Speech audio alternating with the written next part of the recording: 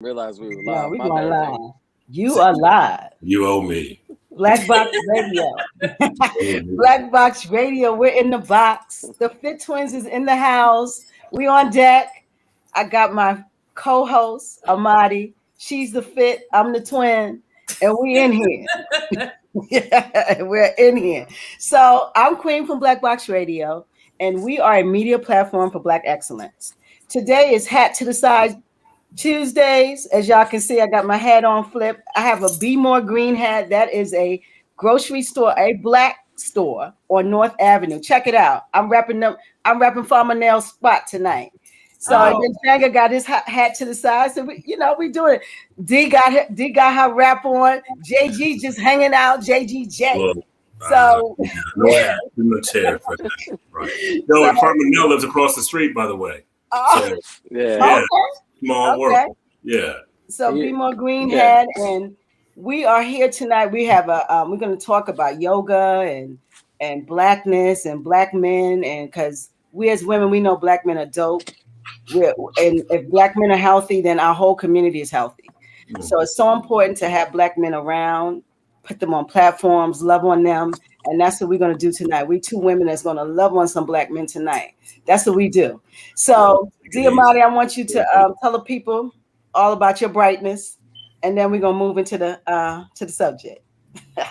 Hello. My name is Amaadi, aka the Belly Therapist and founder of FiTT Wellness. And basically, I help postpartum moms heal their bellies while celebrating their bodies. Yes, the celebration of the body. Yes. So, okay, tonight we have Brotha Changa Bell, and he is. Well, no, I'm gonna let you tell the people what you are.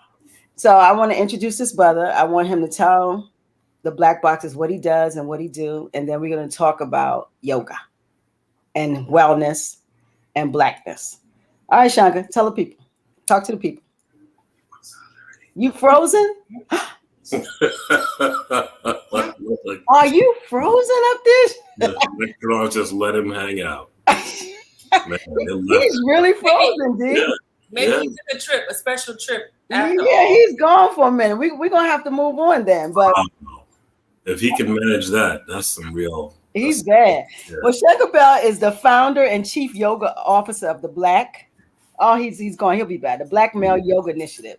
So we're definitely going to have him speak. He'll be back. But we're going to talk tonight about yoga wellness, how to transform your life with yoga, Black men in yoga. Something that we might normally don't see, but it is a healing movement. And so as Changa comes back, we're going to talk to JGJ. So JGJ, tell us who you are. Yeah. And where you're from. Don't forget that. And how has yoga been a presence in your life? Let's go. Yeah. Thank you all for having me, first of all, because absolutely. This is like the culmination of lots of things. So I'm James Genus, and I am Junior because, look, my dad was just awesome. And anyway, I grew up. I was actually born in Charleston, South Carolina. Yeah, but my father was in the Navy. I'm from Charleston. Oh my God. Yeah. We there's some island folk down there. You don't sound like a Geechee, bro. Go ahead. Look, I didn't grow up there. I was just born there. So, okay. Yeah, I grew up in Idaho. My dad had a choice of moving to DC for a job or Idaho, and he was not, as he put it, gonna wait on some white men in DC in the 60s. So he moved to Idaho, and we ended up growing up there, right? So as little kids, there were 5 of us, like in the same general area. But there weren't a lot of Black folks, so we just spent a lot of time growing up outside and playing, just what kids do in nature, in the desert and in the mountains. So my mom got tired of going to Salt Lake City for cultural activities, and so we ended up back in Maryland within I think it was 3 or 4 years. So so I like go-go, not house. Y'all gonna kill me for it, but that's just what it is. I was raised on go-go. You don't say that. That's a wrong thing. I was raised on go-go, so I love go-go. I get it. I just not get in Baltimore. You can't say you don't. Nah, come on. Well, I love house music too, though. I respect house, but I'm telling you, there's something about go-go. Okay, we're gonna let you go on that. See, that's what I'm saying. Thank you. Okay, we're gonna let you go on that. Thank I appreciate that. Yeah, we did. Thank you for letting me live to see another day. I appreciate that. So I ended up in yoga because 18 years ago, I ended up in yoga because I was never taught that the body was enough, right?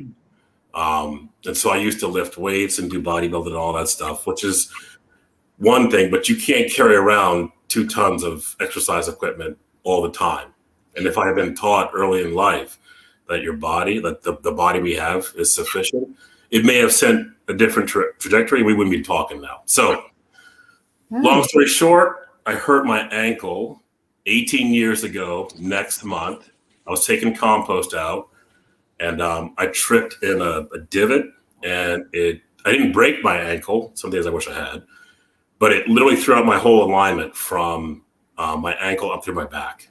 And I did not want to have surgery. So the chiropractor was like, yeah, I've been seeing you for 2 years. The next step is surgery for you. And my next door neighbor taught yoga. And I went to her class and that was like, she taught, hot yoga, which in itself wasn't bad. It's just that when you live in Maine and let's just say people love their dogs more than love other humans. Like when you go do yoga, you're avoiding ticks and all sorts of other stuff. And I was just like, the practice of yoga, that was beautiful. And it actually got me to the point where I didn't need to have surgery and healed all that injury that had happened. And so I was telling Changa that when I reached the point of not having yoga in my life, I was looking around and I asked the universe, please send me a Black yoga teacher and a Black yoga class, right? Because I was like, I do not feel like going in here and white folks talk about yoga because yoga come from Black people in the first place. And I would like to practice with Black folks. And the next thing I knew, somehow Changa showed up. I sent him a note and I was like, hey, let me know if you're teaching class so I can join. I just wanted to practice yoga. I didn't want to become an instructor. I just wanted to practice. So that was January of this year. We started our class, and it's been beautiful. It's been virtual for most of it, but it has been just an amazing year. Really amazing. Yeah, that's amazing. Between yoga and acupuncture, I started trying to figure out how to get in touch with the energy frequencies in my body to heal. And which it does magic. So. I love that. I mean, that's amazing. That's a great story. And as Changa has had all these technical difficulties, now he's outside. He was inside. He's moved around. Are you with us, brother? Well, for the first time ever since I've owned this phone for 2 years, it cut off. It said the iPhone is overheating. Oh, and it was like peace. Wow. And I touched it, and it was hot as hell. I don't know what y'all really did. Y'all bought some heat, so I had to get outside. just for my phone. We bought that black heat. Y'all bought something. Oh my goodness! So, but please introduce yourself to the Black Boxers. Tell us what you do and how yoga has changed your life. So my name is Changa Bell. I am the founder of the Black Male Yoga Initiative and also owner-operator of Sunlight and Yoga, which used to be based in Baltimore. Now it's based online. I am a father and a husband foremost. And really that's what I am. I'm just out here. I'm just out here as a spirit trying to find, trying to find my way. I don't really do anything. I guess professionally I consult, and I just, there was a saying about Michelangelo that they asked him, how did he pull Jesus out of that marble? And he said, I just released him.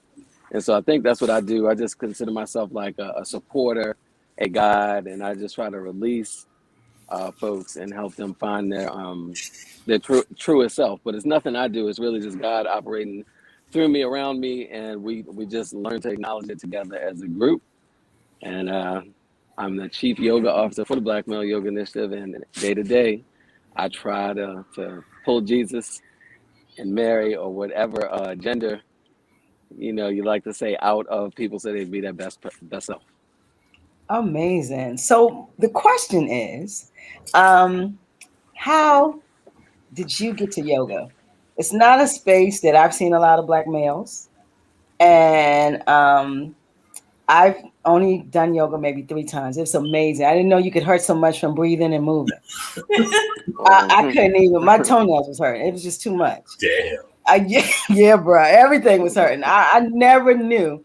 And then I'm here with Miss Fit, and she tells me about breathing, my co-host, and I hear about how breathing and how you can lose weight and how amazing the breathing techniques are. But when I went to yoga, I didn't see many Black men.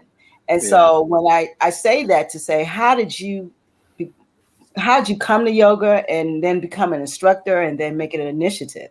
How did all that happen? Is that all Amaadi told you? Because I used to put her through it. She used to come. Hey James. She used to moan louder than you. I would put her body What? through it.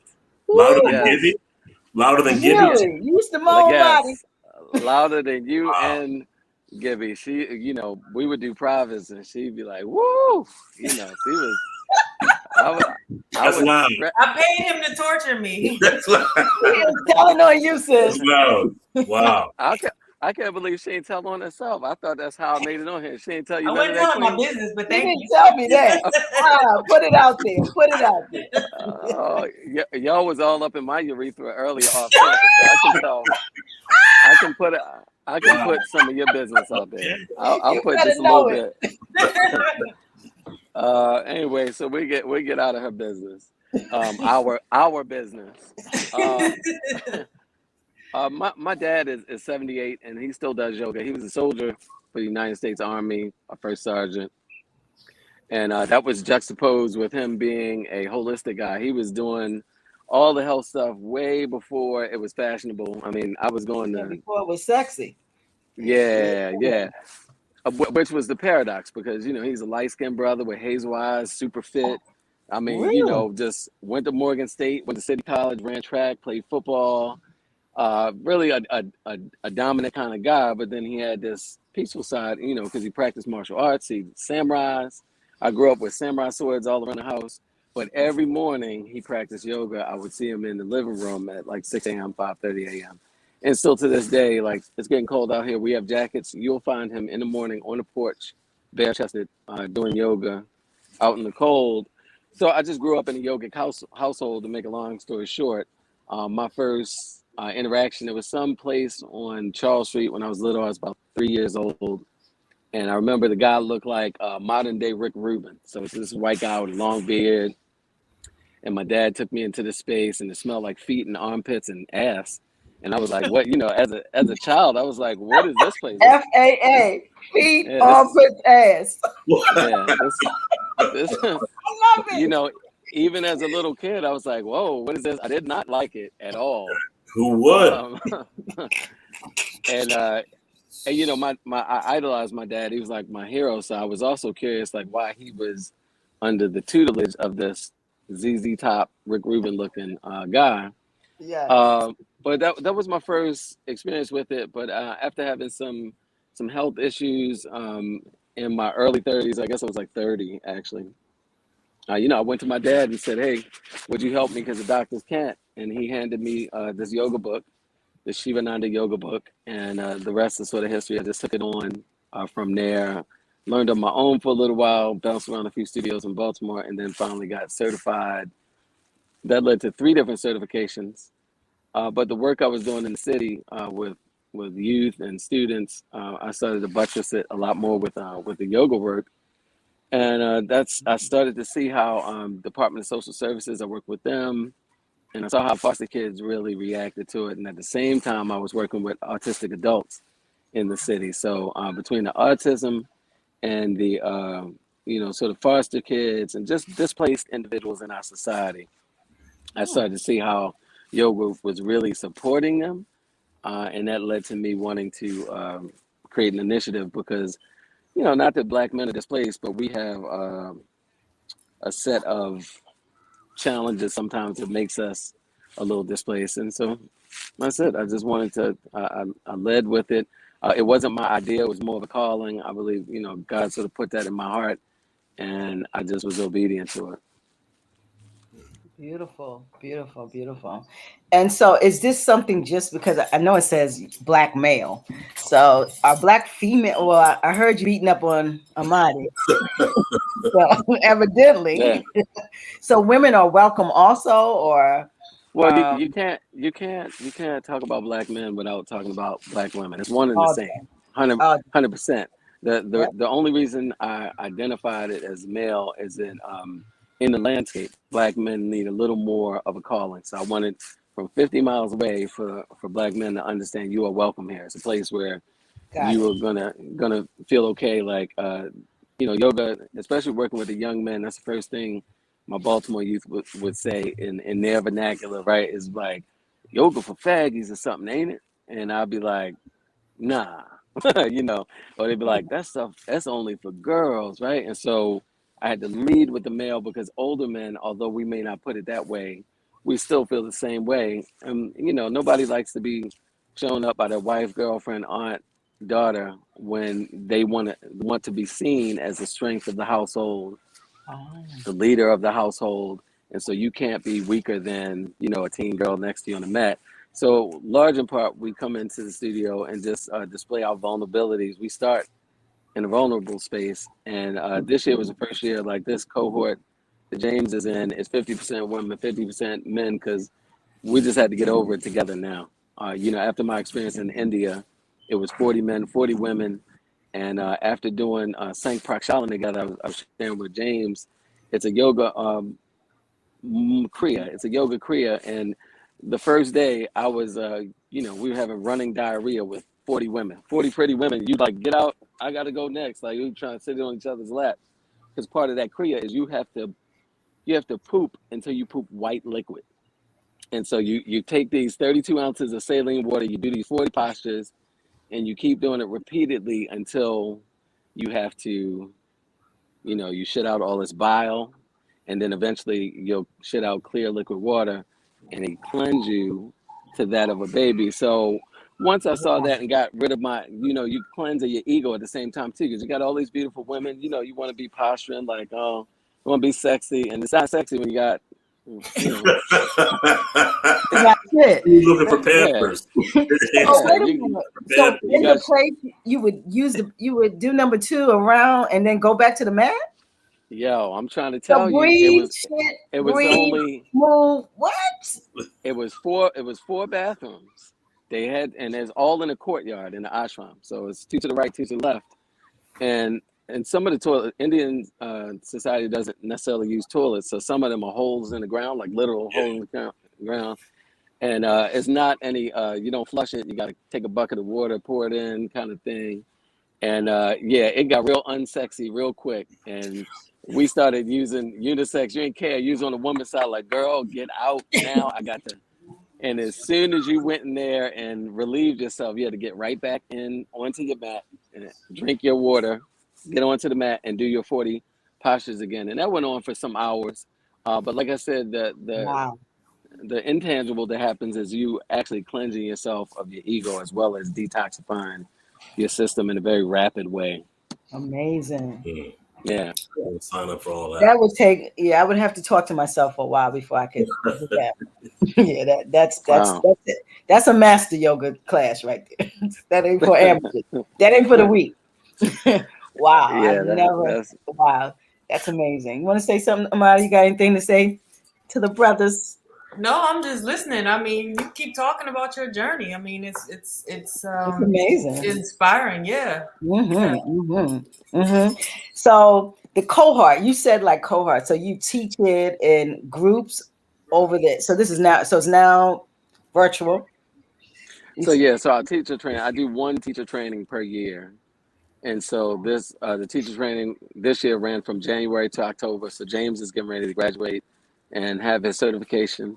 And like me, I didn't want to. I really just got certified to teach my family. I thought it'd be cool. I have 7 children, and I thought it'd be cool to teach my children and my wife. And all through my training, though, the teachers that were teaching me started to come to my practicum classes, and I found that very intimidating. I was like, you know, I really worshiped them, and they kept coming to my classes. And I was like, well, why are you coming to my classes? And they were like, you're good. And I was like, no, I'm just doing this for my kids. I'm not. And so I just listened to that. And, you know, a year later, I wanted to treat yoga like hip hop. I didn't want to just take from it and just want to be some novelty and go out there and do like nothing against people who do trap yoga or, you know, house yoga, stuff like that. I did house yoga for a season, but I just really wanted to offer something to it. So I took a whole year and practiced for 4 hours a day for that whole year. And I just prayed for, you know, something I could offer to it. And within that year, that's when I said it's more of a calling. That's when God, you know, sort of placed on my heart to use it in the community. And also I knew what it was I had to offer. I never tell people what that whisper was, but I'm out here sharing it now. Wow. So the class is from January to October. Yeah, right? that's for this cohort. And we're Black folks, because we don't really prioritize it yet in our community. Each cohort has been different. The cohort before James, and also COVID changed it too. The cohort before James, we used to meet for a whole weekend and stay together the whole weekend. We go from 5 to 9 on Friday, 9 to 6 on Saturday, and then 9 to 4 on Sunday. And we stopped doing that because of COVID. And so now virtually we meet Monday and Wednesday, 5:30 to 7:30, and on Saturday from 9 to 10. And we've squeezed in as many in-person chances as we can to train. But yeah, that's primarily what this cohort is on. So next year may be something different, depending on the societal needs or the needs of the individuals in the group. Okay, so once you're done with that, then you are a certified teacher of what? Yeah, you can get registered with the Yoga Alliance if you want to. It's not necessary, but if you want to teach professionally, it's highly recommended to become a registered yoga teacher, and you need a certificate from a certified yoga school. So I am certified as a registered yoga school in the Yoga Alliance, and that would allow you to then get insurance and then to go out and teach. I would recommend that anybody teaching have insurance, you know, because if you're not doing it right, all of my teachers, most of them don't teach right away. They have the same humility I did, which is what a 200 level RYT teaches you is that you really don't know shit. The first thing you do is like, oh, I got to learn more. Yeah. If you're really in it for the right reasons, you'd say, oh, I get it. Like now I'm ready to learn. So most of them do that. Yeah. Oh, okay. Yoga. What? Because there's hatha. There's like all these different. Commit. I can't keep up with it, so I was gonna ask, you know, just to piggyback onto Queen's question, like, what, when your program is complete, what kind of yoga is it that they walk away from knowing or beginning to learn? Yeah. So I created my own, just again that hip hop influence. It's called Santo Danta Yoga, and it's Santo Danta means one who is calm and self-controlled. And it's an amalgamation of 3 different lineages, because yoga is a lot like Kung Fu. And so there are lineages. I've trained first of the Shivananda lineage. And then I greatly, while I was training in Shivananda, I found myself always practicing from the Iyengar book that was in the studio. And I was like, who is Iyengar? This is great. This is what I should be learning. So I went and got certified level 1 Iyengar, but Iyengar has 4 levels. I'm only level 1. It takes a year to do each level. And going from level 1 to level 2 is a little challenging, entry fees and everything. So that's the second one. And then the third is a Sri Sri Ravi Shankar in India with the Art of Living. I got certified with them, and they do, sorry about that. Didn't know that was going to happen. Chaturanga Yoga. Chaturanga Yoga is an ancient form. So Chaturanga just means 4. And yoga evolved in India the same way that, you know, computers evolved here. So Ashtanga Yoga, which we mostly do now, is like the 8-limbed iteration of that. So they teach a lot of classic stuff. It's still Hatha Yoga, but they teach a lot of the classics. So out of those 3, I've amalgamated it and put it in a little bit of calisthenic work too. And we have Santo Danta Yoga. So that is what it is. On paper in the Yoga Alliance, though, I just say that it's Hatha Yoga. Okay. I love it. A Black man won't make his own. That's what we do. We come But in and make us known. we can't help but remix anything. It don't We can't help it. We got to put our stank on it. I love it. I love it. So now we got a new yoga educator coming out this month, JGJ. So Yeah. let's talk to you a little. You heard him say, I don't know mathing. Right? The first request, they're like, oh, nah, I got to get my own practice under. There's like stuff I need to learn still. Okay. So all this session did was tell me how much I don't know. Oh, wow. How much I need to reorient my life and make the daily practice of yoga happen, right? Wow. Because there's a ton. Like there's just, you learn through doing. And if you're not doing, you ain't learning. You ain't learning, right? Yeah. That's exactly what happened when I finished getting my certification for personal training. I'm like, all right, wait, what? What am I supposed to do now? You know, and I got my first client. I'm like, well, yeah. Folks are asking, will you teach class? I'm like, no, I won't. They're like, why not? You've been through the training. I was like, I don't know enough. Like, I haven't done the practice. Wow. So, So that's the next step. Is that the next step is to practice more and learn more? For me, my next step is to actually do it daily.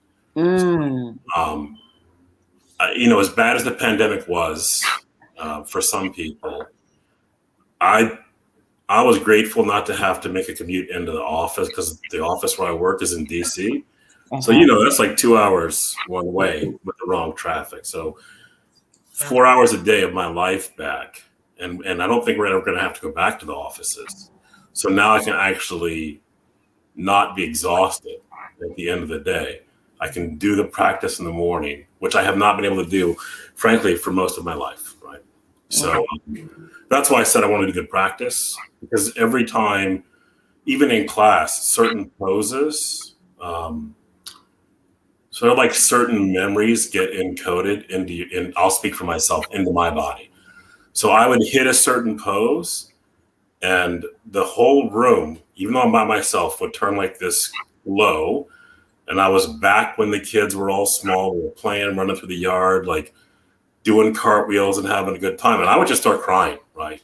Because that was like a phase of fatherhood that you know, every parent likes maybe a different phase of parenthood. I loved it when the kids were young because we just, you know, have a good time. So I would hit those poses and I would start crying. And, you know, you breathe and let whatever that grief, whatever that needed to process, that's what went out. So now when I hit those poses, that doesn't happen, but I'm sure there are going to be some other poses that are connected to those memories. Like, and I go back in time 20 years with a pose. So there's a lot you learn about yourself. There's a lot I learned about myself in this process. Wow. I'm hearing spirituality. I'm hearing being vulnerable. I'm hearing a lot coming from this practice that most don't know or they've never actually accessed. You know, I just know that I was hurting. That's what I'm clear about. Yeah. Crying. Yeah, I was crying because I was hurting. So it's so amazing to hear, you know? Yeah, 18 years ago, that's what it was. My back was hurt. Okay. I couldn't walk. I had sciatica, all those things. Wow. So it's different now. And, you know, Changa was talking about, I never felt like I had to be like, you know, the man of the house or whatever. But I grew up under a sort of well, now I've learned it's a different model, right? The model under which I grew up was equality between men and women, right? And so, and preference goes to the daughters. So, really? Yeah, like if you could only afford to educate one child and you had a boy and a girl, you educate the daughter because the daughter is the future. Women are the first educators, right? So the better educated women are, the better society is going to be. If you want to look at a society that's in the toilet, just watch how they treat the women, right?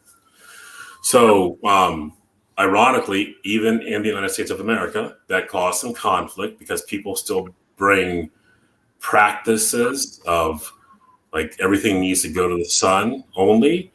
And so I'd be out doing terrible cartwheels with the daughter in the backyard and getting hurt. She was better at it than I was. Didn't faze me. I just wanted to do stuff together with the kids. And so that's why when I hit those poses, those are the memories that come back to me. Like, Got it. And it is spiritual. Like there are times where I see my son, like the firstborn son. And yeah, it's not just exercise. Yeah. That was the real learning of this year. It's not just exercise. It's what's happening spiritually. And how are you in tune with those energies and those frequencies? Yeah, everybody got to get some of that. Yeah, I like that. Yeah, you got to get some of that. So I have a question real quick. So Changa, for you to be the instructor or the guider in these different cohorts, I'm pretty sure that you have witnessed the releasing of trauma, growth, evolution of your students, and whether or not you've seen it or they've shared it with you. I mean, without naming names, can you just give a couple of examples of those moments that maybe you've either seen or some of your students have shared with you that were so profound, and it was pretty much because of you and your teaching them this. Yes, love that question.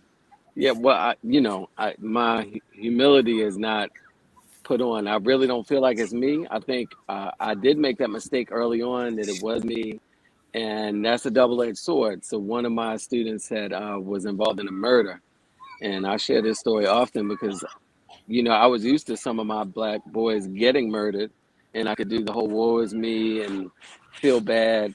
But for some reason, the one that was involved in the murder just really blew me, right? It just blew me, and it gave me anxiety for years. Like I started having floating anxiety. I would have panic attacks in public. And that was really as a result of me identifying with the work. I had to take myself to the mountains. I went to Aspen for a little while and just had to get on hiatus and really get in touch with what was going on inside of me. And I realized that I was taking credit, like we do, right? Like my garden. Like I'll be laughing when people come to my house. We got all this livestock. We got chickens and ducks and goats and all this stuff, right? And people impressed by the garden, and they be like, "What'd you do?" And I'll be like, "Really? I just put a little shit and some food, make compost, and I put it in that box right there, and I just and that shit go to grow." And God does everything. Yeah. Amaadi, God does everything, and it's like, so I started to realize He was just working. She was just working through me, right? And so, perhaps one of my most profound stories for me is really simple. And of course, because of HIPAA guidelines, I could never share names anyway. But I had one student, and it was just important to me because he was a young brother. He was only about 6 years younger than me, and I'm 49. So a business owner, very successful business owner, but from the streets, did a little bit, up in jail, and it was just, hard, but just making that money legit. And I used to work with him with profits. And just one day I was working with him, and he was like, "Yo, why I feel like I'm about to cry, yo?" And I was like, "What you mean?" He's like, "I just feel like I'm about to cry, like something about what we doing." And I said, "Oh, it's good." I said, "Your chakras will, open up." And I said, "So after this process, yeah, like we've been doing it long enough. That's what you're experiencing." And he was like, he didn't dislike it, but again, that vulnerability of like, he was like, "Yo, you talk about this, and I'm gonna have to shoot you, right?"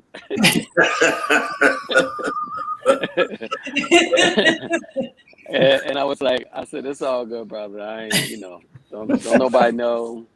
What it is, but that moment was several years ago. But that let me know how unique the work would be for Black men. And then sometimes, right, we don't need that vulnerability. Sometimes we need the heavy armor to live where we live in, or to do what we're doing. So it's not, I don't recommend yoga for everybody. I never get on the soapbox and be like, everybody needs it. Nah. You need it if your soul is calling for it. That's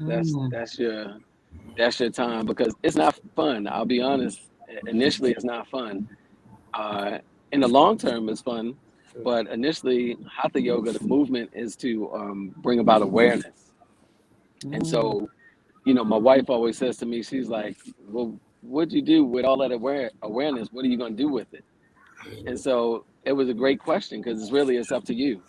The awareness becomes the elephant in the room, and you can deal with the myriad of things as they start to show up like ancestors, like ghosts in the room. You're like, oh shit, Wow. I have a lot going on. You think, oh, really, it's not me. It's this, you know, this dude, that chick, like all this is bothering. No, it's all you. First of Wow. all, it's gonna be all you, and all them metaphorical bodies start to show up in the room. And so that's what the yoga brings about is this awareness. And then you can choose which one to prioritize and start to reduce them. Or you could be like, no, I'm crazy. Let me go get more weed. Let me get the high grade, uh, that stuff from the store, and you could just zone out and never deal with it again, right? Or you could go in the street, whatever you're gonna do. So it's awakening. It's an awakening that's rather rude. And if you don't have a teacher, that's where a teacher comes in handy, because generally they have been through all those. You know, they've been on the threshing room floor. That's what I call my studio. Nobody knows that. I call it the threshing floor. You know, like in the Bible, like that's where you separate the chaff and you get this little grain. And I've done that because we grew some oats and grew some wheat last year. And let me tell you, that is no wonder that shit is biblical, because it is hard. It is hard to do. Yeah. Separating the chaff, it is a process for this little tiny ass seed, and it takes about I'm getting off on the tangent, but it takes about 4 acres to make one loaf of bread or something crazy. Like it wasn't 4 acres. I think it was 4 feet by 4 feet is what we had to plot, and just to make one loaf of bread. And I was like, oh, we gotta stop throwing away the bread ends, and Right. you know, just you gotta eat every Yes. kernel. So, Eat the crust. Eat the crust. Yeah. Right. Yes, eat it all. But let me get off of that. But that's what yoga is essentially, Queen. It's an awakening, and then you know you'll have to decide what to do with that. And if you have a teacher that can sort of support you through the rest of that growth, it may require that then you're going on to therapy, then you're going into physical therapy, then you're going into detoxing and nutrition. Like it's going to wake you up, and then that cleansing process, however long that takes, 3 years, 5 years, 8 years, the rest of your life. It does get better, and it feels better, and it becomes, you know, life becomes a miracle because you approach each day with that kind of gratitude. At least it did for me. Let me not say you. These are all I statements. So this is what happened for me. Oh my goodness. I must say Apple knew what to do, because that background behind you, we couldn't buy that. Oh, Yeah, what's behind you? See that? It's beautiful. yeah, that's You wild. know, I've That's been watching wild. this. I've been watching the sun go down. It's pretty. So I mean, the phone did something. But yeah, that's big talk right there. Wow. Because you know, most of the time, people are seeking weight loss or seeking to be more flexible, or you know, you're seeking something when you actually when I was yoga, that was, but I'm hearing more. And you know, I'm hearing spirituality, I'm hearing all these things that builds humans, you know, that's a human builder. And that's what I think exercise should be. Even if it's exercise, it should be more than just for your body. It should be for your soul, for your mind, you know. And I hear a lot of release going on with yoga. Am I right in that sense? That's what I'm hearing. Well, Right, I wrong, think I right. would love for James to answer that, and I'll just say before he Okay. answers that yoga means yoke. You know, it's a yoking Mm. mind, body, soul. It's the ha and the tha is the sun and the moon. So hatha is sun and moon. It's a masculine and feminine energy. So exactly what you said, Queen. It is a culminating all of the things. It's not just separate. So it's not just like Mm. just physical. So it's for the body. Just, you know. Well, anyway, let me stop. Let me let James answer the rest of No, that. I mean that's a lot of it, because even before I started doing yoga, one of the things about living in Maine is that you're surrounded by nature, at least where we live at the time. So on the coast of Maine, the granite on the coast of Maine is the same as the granite on the coast of Morocco. Wow. So when you stand on the rocks in Maine, you're basically standing on Africa, right? And I used to walk down the river. Because there were times I couldn't sleep at 3 o'clock in the morning. We had no street lights. There were no sidewalks. You couldn't see the neighbors' houses. And, yeah, the kids, I used to wonder oftentimes if that's what communities were like when the indigenous, because I'd see the kids run outside in the yard. They'd grab all their berries off the bushes and eat. They'd find the cranberry snacks, whatever blueberry snacks. They were just outside, and the neighbors referred to them as little Indians. So, because they were just really, nature was their home. So 3 o'clock in the morning, I'd walk down the river, and there was a field I would walk through, and I always felt this presence. And the wind would come, and they never cut the grass there.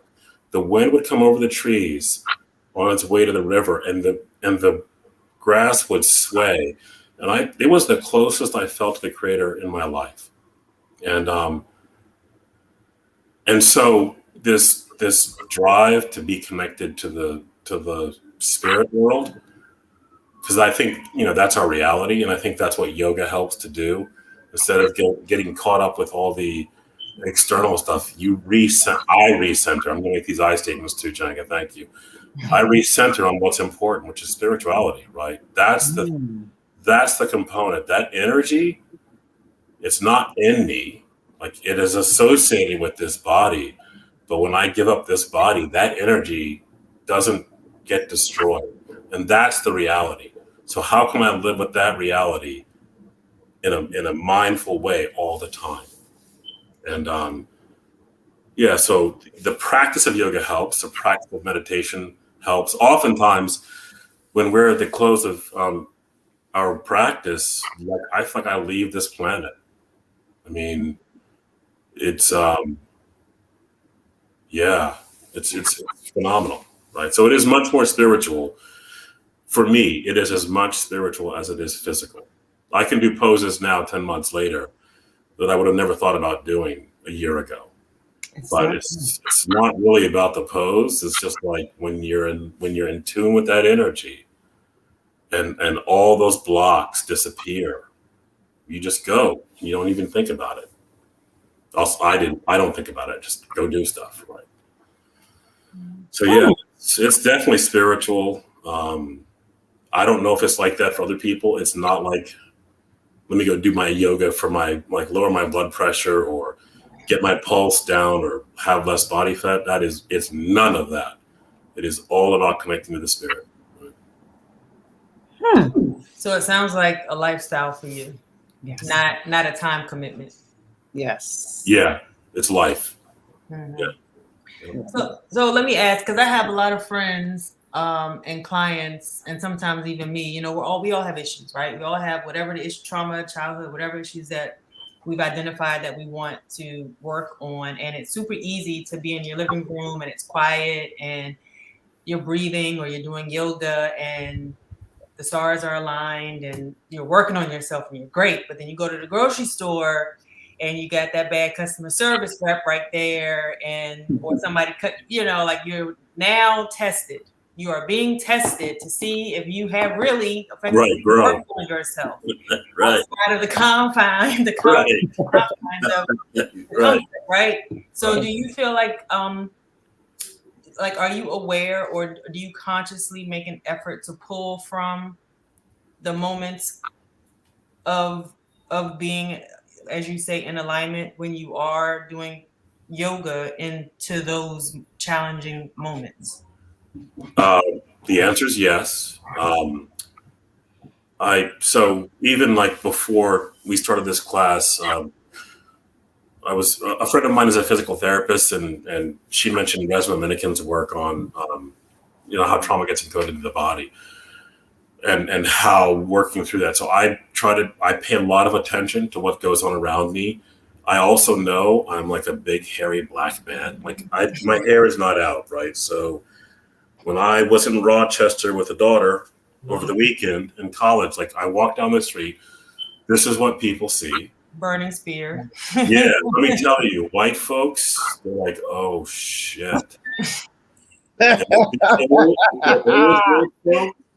They like turn around and walk the direction. Really? Oh, absolutely. Because they're just like, this is what the creator created. So when people say you need to do this, I'm like, hey, cool it out with that shit. You redirect your stuff to the creator, because this is the OEM equipment, right? This is what shipped. I don't know in Babyland if I said I want this bottle body or whatever, but this is what the creator sent. And if you don't like it, that's your problem. I'm not changing it. Wow. So I'm really like, I pay a lot of attention to how my energy, what my presence does. I don't go out of my way to make people feel comfortable. I also don't try to make people feel uncomfortable. But it is clear that our presence change, like that energy changes the space around us. And I guess in the end, I try to bring some more, I guess I'm looking for more harmony, and maybe that's the best word for it. I look for frequencies where I can harmonize, because dissonance frequencies can destroy, or they can be like harmony or dissonance. And with too much dissonance, it destroys things. So I try to like synchronize with some of their frequencies that we can harmonize, right? And you can, I sense that. And yeah, a good example, daughter's roommate, she lives with 4 white women. I was like, okay, you'll have some lessons, right? Oh, wow. And the roommate's dog, like, and I feel like animals are actually early warning sensors for owners. So the dog was like, cool. Dog was like, will you pet me? And I'm like, no, I'm not going to pet you. But it also let me know the owner wasn't afraid of Black people either. That's how I took that message. And so it was a calm environment. So yeah, I try to pay attention, and yeah, there's a high degree of situational awareness, which is why I live where I live, right? Because I was like, I need to be around Black folks 25/8. Well, you spent a lot of time. You went from Idaho to Maine and Rochester. Those are the whitest. Hey, you know, Rochester has notorious for their discrimination. Absolutely. I mean, you are in the whitest spots, being a Black man. Look, all your energy. Right, he's here on Black Box now. That's all that matters. Bro, you black up now. You done made it. The daughter chose Rochester. Okay. Got accepted to school in Europe, right when the whole Brexit stuff was happening. I was like, no, I will not. I'm glad you got accepted there. As your father, I will not support you going to school there, because I'm not flying 8 hours to get your body. You think they're a certain way. We're about to see how they are, and Brexit has proven it. And I'm like, you can go to school here in the States. So she chose Rochester. We were up there this weekend, and unbeknownst to me, she takes me to her favorite cemetery where her sorority did some work. We're walking around, and I see this statue of Frederick Douglass. Yeah, that's where he's buried. Yeah. So and his wife.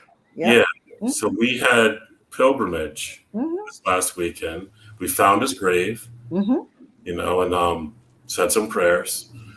And I think it was really more for me than it was for him. But it was an acknowledgement of all the work that he did, right?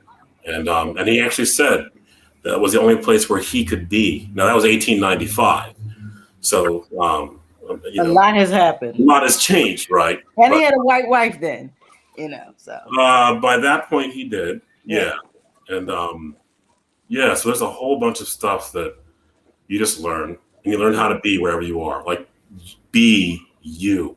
Yeah. Because if you are not you, who else is going to be it? You're like the only combination of all of this DNA. Like for the 4 of us to be here means that time, which has no beginning, saw fit for our DNA to propagate up until now. Like if you don't do you, who's going to do it? Everybody else is taken. Yeah. You have to do you. You can't be anything other than you. Well, you could try. But anyway, did that answer your question? I hope it did. So that was amazing. My goodness. And then you brought your hair out. So listen, that's what's up. I'm big, black, and hairy. Let me Yeah, tell you. you are. My goodness. But you know, you said something when you stated, you said our energy. Do you mean our as in black males or our as in black people? Kind of, it changes the space because I think we are so magical. We change all spaces. Yeah, we do. So that was the thing. The daughter shaved her head. Wow. She's got a nice shaped skull too. Like I remember her as a baby, and I was like, Amelia, your skull's pretty nice. And so now she chose that path because she's had lots of interaction with white males and white females who have this. Robin DiAngelo talks about it. If you're a white person in this country, the only question is how much racism do you have, right? I don't even call it racism. It's like self-preservation. Are you at self-preservation level 12 or 0, right? Because if you're at 0, you're pretty cool and chill. If you're at 12, you're carrying a gun, doing the insurrection. So she shaved her hair, and what she looks like and how she presents in those spaces. People walk up to her and they're like, you threaten me. I'm threatened by your presence. But she's just sitting there in the room doing her thing, right? They come up and say that to her? Yeah. They have that much agency? Oh, that's absolutely. Rochester. That's Rochester. You know, notorious for they're notorious for this. It's nothing new in Rochester. Yeah. She's a brilliant black. I refer to the kids as brilliant black stars because they're all brilliant. And she's not conforming to whatever. She's just being her. So I always tell them, be you, because that's all you can do. And that's the you she chose. And so it does. James Baldwin talks about that. When the black person moves out of that orbit as defined by some people, it like upsets their whole universe. Right? Yeah, we have, when we begin to reflect the creator, and it's not so much that I care what other people think. I'm just like, am I going to be the best person I can be, the creator said? And yeah, that changes, right? And you put a lot of us in a space, there's there's like energy that's beautiful. It's beautiful. It's beautiful. It is beautiful. Yeah. I'm a speak on that just a little bit too, though. I think from a human perspective, the way that yoga works from a scientific perspective is that as within, so without, right? So when your energy is correct in you, then that's what's going to manifest around you. So that's the harder thing to Madi's question. You know, at least for me, the way I reflect is when you do go to the grocery store and that cashier is up in their feelings or whatever, not again that it's a function of ego and I think, well, what could I do differently or how did I bring this on myself? That's the ego talking. And really your soul was given a mind to function with, to experience the world. It's not the reverse. The mind tries to take over. It tries to take control of your psyche, your energy, but there's this conscientious observer at all times, and that's your soul, right? And so for me, I would reflect in that moment on what energy I am experiencing. So the first thing I check is my thoughts.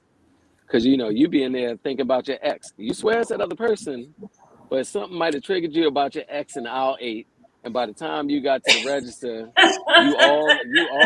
you all in some shit here, and you like, but you don't even realize it. It's complete. You don't realize background. it. Yeah. It's complete background, and in the background also is Busta Rhymes is playing rah rah rah rah. Right. Rah. So you rolling up on that doom doom doom doom, right? That's all in you. And you think you handing the bottle over, and when they give you the suspect energy, it's all you. And so what yoga does is make you say, all right, I'm gonna be compassionate. and look, and if by some off chance it's not you, the compassion in you recognizes like, oh, he or she must be experiencing that Busta Rhymes moment like I had last week. And so you give them a pass. You extend it forward. You give them a pass. And so it's less about necessarily the whiteness or the blackness of the culture. We know that's there. That divide they conditioned us with, right? Yes. It's not a real thing. That is white supremacy. It conditioned us with that. From the human perspective, the science of it is that is what's going on in either us or them. And if you're not able to identify it in that moment, if you can check your thoughts, your energy, and be like, I'm good. All right, it's probably them. Let me open up my heart and extend the compassion. You know, have a nice day, sis. You know, have a nice day. Because I've Whatever it tested is. that. So. That's a good point. I've tested that because I'm like third behind the person that she's cussing out or whatever, you know, lying or whatever. And I'm like, okay, I didn't go through aisle 8 and Busta Rhymes is not playing, so I'm cool, right? Like, I'm cool. Like, good. Right. Like rainbows. So by the time I get to her, I have figured out what I'm going to compliment her on. Oh, wow. And I'm like, oh, I like your earrings. And she's straight and she softens. And I'm like, okay, she just probably got a flat tire on the way to work or whatever the case may be. I know that, you know, I'm coming with aligned energy with the creator. So it's, you know, so I'm going to help lift her up. And I test it like I'm like consciously doing it. And 9 times out of 10, it softens the person. It softens their demeanor. Yeah. You know, so I'm giving the people behind me a break. Yeah. So I'm helping everybody. Well, not that it's me, but you know what I mean? Like I'm trying to be a catalyst here. So it depends. They might have been listening to Most Def and Busta, bringing their own, you know, energy up in that. Yeah. I think that's a part, like watching how the energy you generate, how that affects the folks around you, or the spaces around you. Not just like humans, but it affects plants. It affects animals. It affects a lot. Wow. Yeah. It sounds like grace. She's talking about karma yoga in that sense. That's the way yogi's called, karma yoga. Just being in service of others. So what you did was providing a service for those people, and that helps eliminate some of the negative karma you might be building throughout your day. So that's great, being of service like that. Yeah. But my thing is, I'm hearing all of this greatness. I'm hearing what yoga does. I'm hearing the peacefulness, the grace, the spirituality, the vulnerability, you know, the humanity of it. Why isn't everybody in yoga? Why isn't it something, or not everybody, but why isn't it a more utilized modality, I would say? Because if it's doing this to you, and I see you, I see the peace, I see in JGJ, I see it, I hear it. He's just being, he pulled his hair out and I feel good about it. And I see the light. Why aren't we all accessing something that makes us better? Well, it's not available that way. The commercialization of it is largely in this country. It's commodified for white females ages 18 to 55. And that's fine. That's fine. And then part of the supremacy that we live in, you know, you're going to feel excluded. I used to always be pandered to when I was in the class, and people didn't know I owned my studio or didn't know that I practiced for so many years or even been to India. And they'd be like, you are so good. Like, who are you? Like, what? Almost like what? You're not supposed to be good. Wow. Or even worse, when once a lady out in Aspen, she was talking to me and this other black yogi. They were from the Bronx and they had been coming there to speak, and she came all up about this close to us, and she was just like, my son, I want him to. She was white female, and she was like, I want him to do yoga with you guys. I mean, he's been hooked on drugs for so long, and all of this, and so that you could see the false conclusion that, like, since we were black, we would understand the drug addiction, the sort of street culture, all of this. And, you know, in so many words, somehow it got around to, I said, well, you know, yoga was created by black and brown people. So it's great that in this country, Europeans have held on to it and preserved it, you know, so that we can pick it back up again and basically make it our own. But that was just and just despite her ignorance that I sort of challenged her belief system in that way. I wasn't pointing a finger at her, I wasn't being mean, but just like challenging, hey, you know, you think you understand us by looking at us and you don't realize the fallacy of your own conditioning, right? And so my opinion, Queen, is that it hasn't been commodified, and you can't make money doing it the way I do it. Like right now, my students, my classes are so small because I only get the Jameses the Gibbies, the Trinices of the world, people who are ready to make a lifestyle change. And I'm sure Amaadi has the same issue because she's a purist. I mean, that's just that, like, I talked about making her moan and stuff, but in the middle of her moan, she was like, "You need the juice cleanse. That's why your ass is fat." She would be telling me in the I middle love of it. it. That's her. Yeah. That is She's her, like, bro. she's like, it's fun. She's like, it's fun and dandy. I can't touch my toes, Yeah. but that belly fat around your midsection. You better You get need to the the belly. juice. That's her. Yes. So I think she probably has the same issue because she's not in it for the vanity. She's not just like, oh, you could break out like an Instagram model. No, she's about, you need to be juicing and watering and minerals and health, like about health. So is she gonna be a millionaire overnight? No, because she's not making profit centers. So if I wanted a profit center, a yoga studio makes about $110,000 a year. So like a McDonald's, I could open up more yoga studios. So if I got 3 yoga studios, I can pull in $330,000, maybe $350,000 a year. And at that point, maybe I can get sponsorships. And that isn't what I wanted to do. I just wanted to make a difference. And so I'm trying to each one teach one, so that Tupac method. Tupac was talking about that a long time ago. Like, so I think that's why. And hopefully, like these 8 students, I think I can, you never can tell, they're their own humans, but I think they're going to do a similar thing. I don't think that they're going to make it like the McDonald version of yoga and just try to make money. They wouldn't be any knock to them, but generally what you get, if you get indoctrinated with anything within the system I've created, is really to not be in the system at all. And to make money like that, you have to create a system. Like I even answered your question. You were like, "What's it?" I said, "Next year is going to look different." Yeah. It just depends. If I have 5 sisters that just gave birth, and 2 brothers that just got out of prison, and who knows what life would bring me, I can't then say, "All right, fit this system." I'll say this is what I established. How does that look for y'all? And then I work with you. But nothing in our society works that way. That's true. Nothing in our society works that way, and that's why we all like sort of been out of shape about a lot of things. But that applies to everything, though, Changa. Like you said about Amaadi, she's not in it. Even with this platform, because we are giving information and we want to build people, we're not going to get 1,000 eyes. We're not going to get 1,000 clicks. But it's not really about that. It's about disseminating great information that changes your life.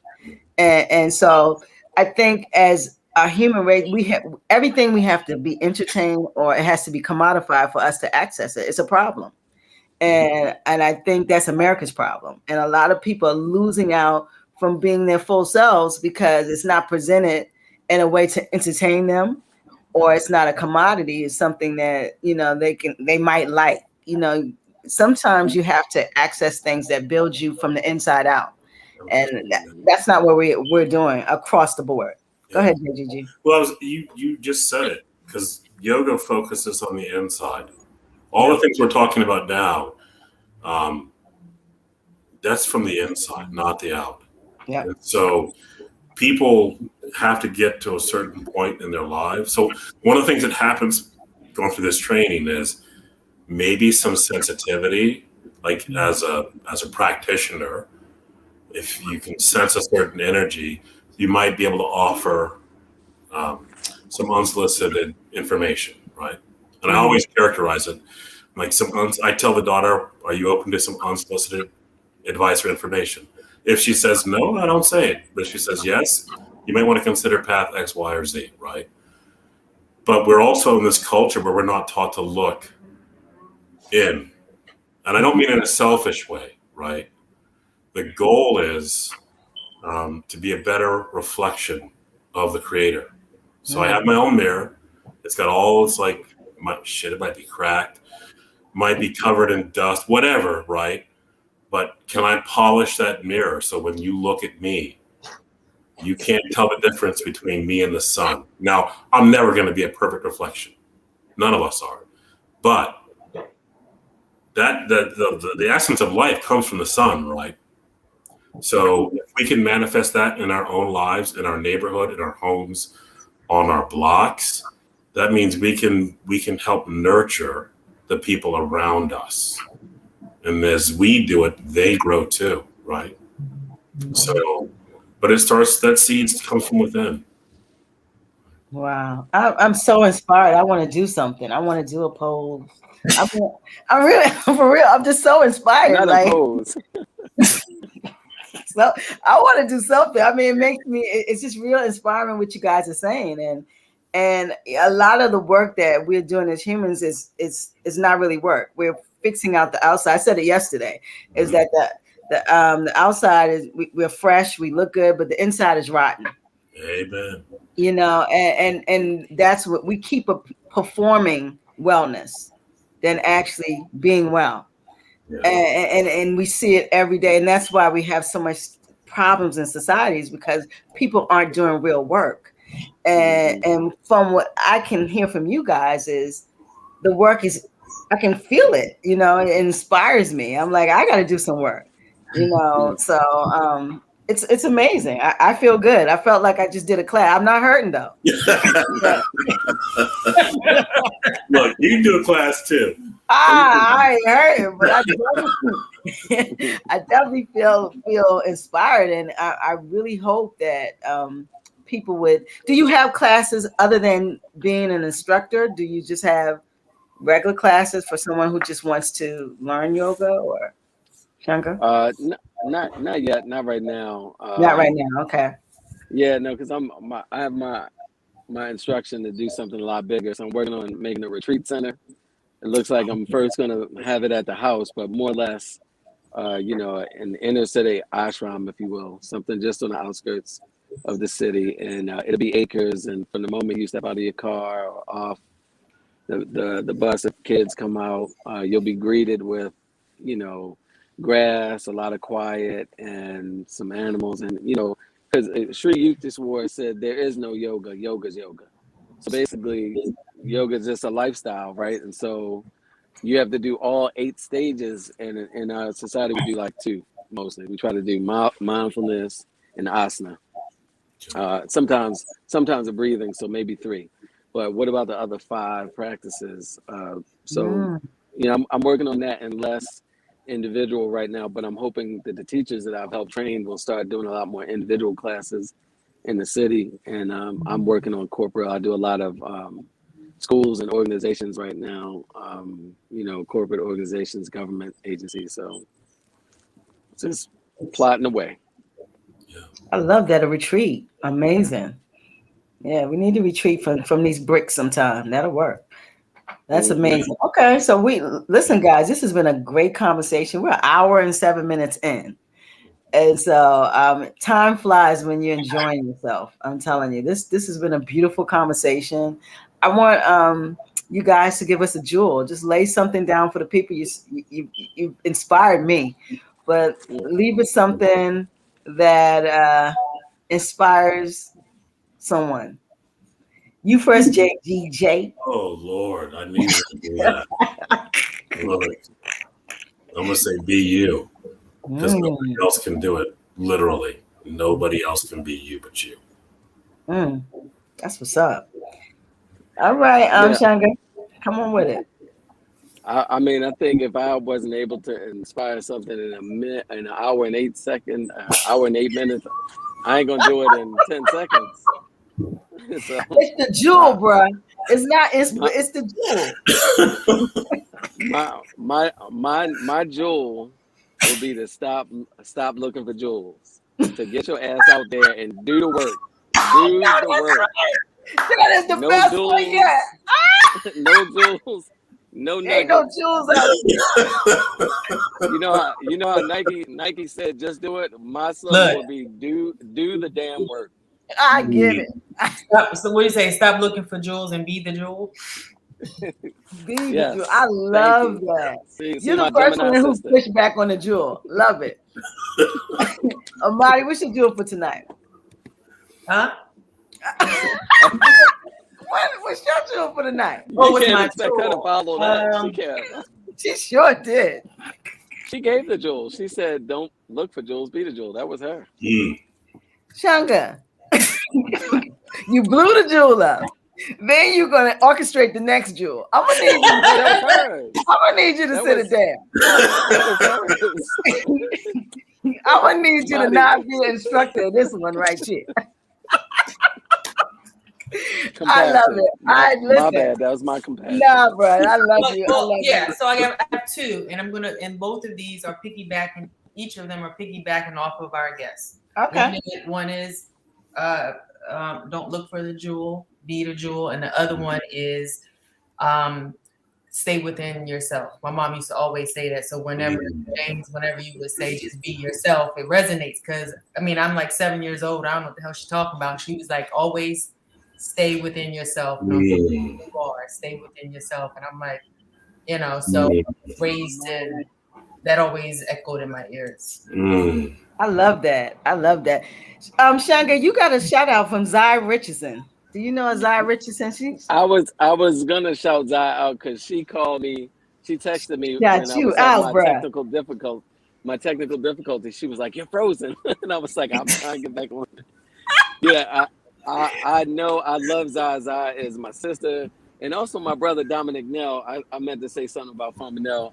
That's my. Yeah, this is his hat. I bought this from Funky Nell. I know. That's what I'm saying. When you said in the beginning, I was in a fellowship with Nell, and I got to know him really well. And I love Dominic. Love Zai. So thank you, Zai. Whatever you said, I can't see it on my screen yet. She just said your name real low, Changa.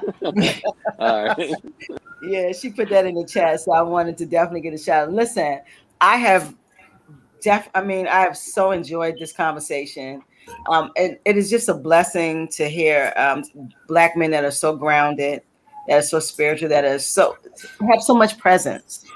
And what JGJ just said is like, you guys change the spaces, and we need to see this more. Even as because Black women, we're magical. We're doing great things. You can find 3 million Black women doing it. Yeah, and not to say that Black men aren't, but that's what we do. But Black men, it is just really, really so satisfying to see this and to hear it. And not only that, just the inspiration, but the just intelligence, your brilliance. I'm humble, and I appreciate you coming on this platform. My Black boxes, they have to be smiling, you know. And I'm so glad that they can source this.